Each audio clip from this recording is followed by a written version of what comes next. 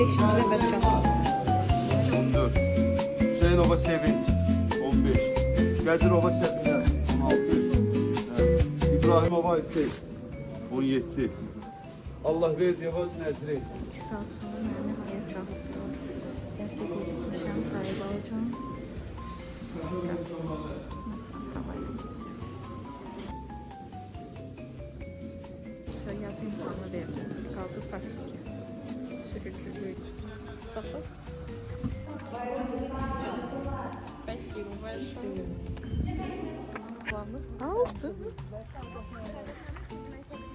Sonunda aldım. 7 saate yaxın orada keçirdi ama su da almışam. Belə bir şəkil alındı. Bence pis değil. Daha yaş ola bilərdi ama maalesef bizə üstümüzü hazırlamağa və şəkil çəkməyə çox vaxt verməmişdilər ama pis değil. Əsası mən xoşbəxtəm, pravamı almışam. İfsam. Gələn vloglarda görüşənədək.